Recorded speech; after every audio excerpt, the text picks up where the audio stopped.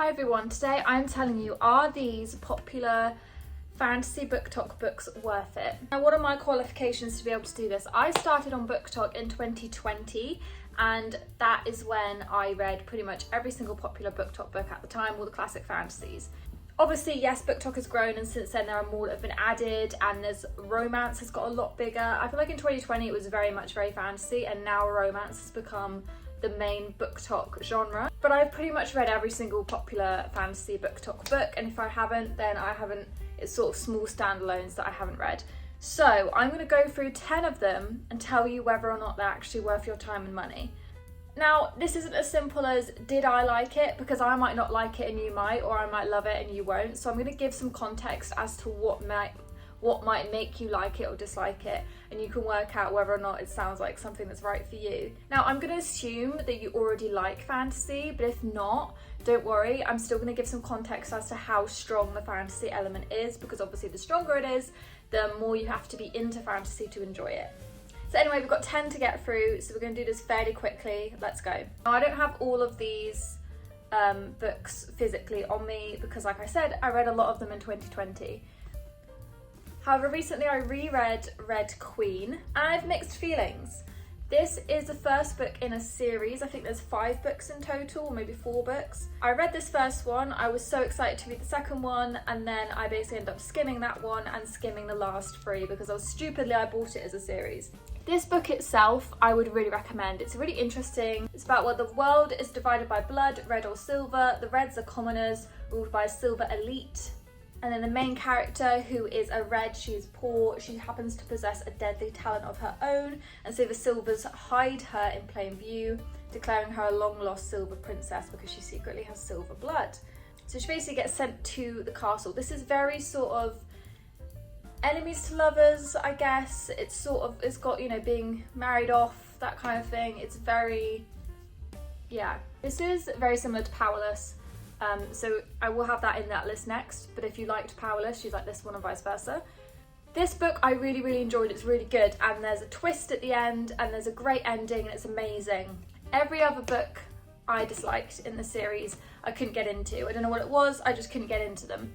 So I would say yes, this book is worth it, but I would buy this alone. Don't buy the series, buy this alone and see how you go. Most people I speak to, and me personally, couldn't really get past the second book, so just see how you go. But I would say that this is actually a really fun concept, and the way that Victoria writes is good. For some reason I just couldn't get into the other books, and I couldn't the first time either, and I reread it recently and I still couldn't. So yeah. Speaking of, onto Powerless. This has very mixed reviews. It's very young adult, it's very inspired by Hunger Games and Red Queen and sort of lots of popular older fantasy books, which personally I don't really mind. Like, I don't mind that. It's dual POV, and I love a dual POV, so if you like that, you'll love this. And if you love a good male main character that you can fall in love with, this guy is definitely one in here.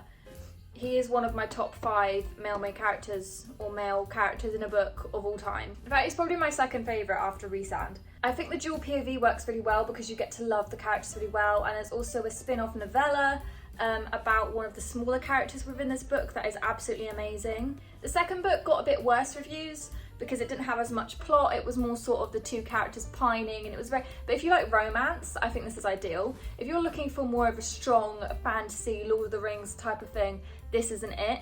But if you're looking for a fun YA romantasy that's very heavy on the romance and a good lot of pining, the whole he falls first, all of that, blah blah blah, then you will love Powerless, and that's why I loved it. So yes, I would say it's worth it, but again, get the first one, see how you feel. Obviously I had to mention acotar, A Court of Thorns and Roses. I actually don't have the first book because I lent it to my friend ages ago and I keep forgetting to ask for it back. So A Court of Thorns and Roses, everyone talks about this. I'm just going to quickly sum this up by saying yes, I think it's worth a read, but again, get the first book, see how you feel. Personally, this book, the second book, is the best, and the third one is really good as well. I do think the first is good, but once you read the others, you realise the first isn't as good as you thought it was. I'd say the rest of the series is the better part. But yes, I'd say it's worth it, especially because you'll know more about what people are talking about. it's quite a big part of BookTok, and actually there's a lot of elements of loads of other fantasy books as well, so I would really recommend that. The fantasy is actually very high, it's very intricate. Sarah J Maas is incredibly high fantasy. I think if you're going to read anything by Sarah J Maas, I would read acotar. Yes, everyone loves Throne of Glass as well. I think it does depend what you're into. If you want more high fantasy, read Throne of Glass. If you prefer more romantasy, with a bit more romance in it, read acotar. And Crescent City, I would say, is very high fantasy, so maybe read that last if you're not too into the fantasy genre. But yeah, I think it would be a shame not to give it a go. I know there are people that don't like A Court of Thorns and Roses, but look, none of these books are like, you know, really highbrow, because they're probably not gonna be, especially if they're like YA. I mean, I'd argue that acotar is not young adult, but it's sold under that a lot of the time. It really depends what your priorities are and what you enjoy. I think if you like romance, you will like A Court of Thorns and Roses. If you're not looking for a really highbrow Lord of the Rings, you will like A Court of Thorns and Roses. You know, it's very fun, it's very lighthearted, it's very sexy. I say lighthearted, it's very sexy, it's got really good plot, I think, is the main thing. And the characters are amazingly written and well done. So I mean, it's my favourite series of all time, so I could go on about it forever, but I'm going to leave it at that. I think it's a shame if you don't try it. I have Fourth Wing. Now, this is something, if you liked A Court of Thorns and Roses and Powerless and those kind of more YA ones, you will love Fourth Wing. Again, Fourth Wing is quite sexy. But again, if you want a sort of very highbrow written one, then you won't like Fourth Wing. And a lot of people don't like it. I do. I found it a bit hard to get into the first book, the first like maybe 50 pages. I was a bit like, okay, this is going a bit slow, but then it really starts to pick up and it really gets good. Again, really good male main character. If you like a strong, sexy romance, this is ideal. The main character is kind of annoying. She's very young. She's very, like, she does and says things that I'm like, oh God, that is so like 19 of you. But again, if you're taking it sort of at a face value, it's a fun fantasy series and it's got a good amount of high fantasy in it. It's got dragons in it, all of that. If you like Game of Thrones, you'll probably like this as well. But yeah, again, I think it would be a waste to not try it. I don't see why you wouldn't give it a go. Especially because, you know, A Court of Thorns and Roses, Fourth Wing, all of these, when they get popular, they go on sale in bookstores and you often find that they're selling them for like £5. So definitely pick it up. Then we have Once Upon a Broken Heart. So this varies. I'd say this is much more romance than it is fantasy. It obviously has fantasy in it and fantasy elements in it, but yeah, I'd say you're more reading it for the romance plot. Yeah, I think this is worth it if you want a cute, kitschy YA romance that is fun, that has good high stakes, that has a really, really interesting female main character. I really like her point of view and the things she does, says and does, unlike some other fantasy books where the woman really annoys me, and the men annoy me too, but you know what I mean. It's very pink, it's very cute, it's very like, I say cute, maybe not in the way it's written, but in the sense that it's very, if you want a gothic fantasy, this probably isn't the one. So I'd say it's good, I enjoyed it. Would I be desperate to read it again? Maybe not. I honestly just love the covers so much that I would then be tempted to read it again because of the covers.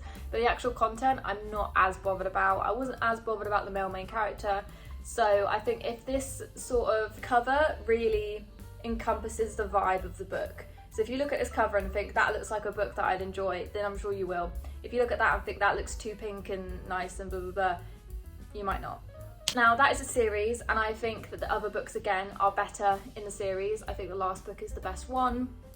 However, I could have read the first one and not read the others. It wouldn't have bothered me that much. So again, I'd say don't buy it as a series, buy the first one first on its own. Then we have Six of Crows. Yes, I would say this is worth reading. And I know it seems like I'm saying that to everyone, and I am, but I'm saying it with certain parameters.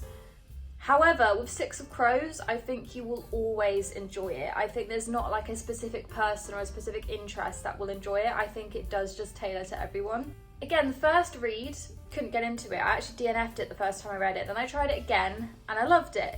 And I think we have to kind of push through the first bit. I think Leigh Bardugo is a really great writer, but she has a lot of description. And at the beginning, it was very poetic and you kind of need to push through all of that to get to the main substance of the story. But the characters in Six of Crows, I think, is what makes it so good, and the world building itself, but I think that's what makes it so good.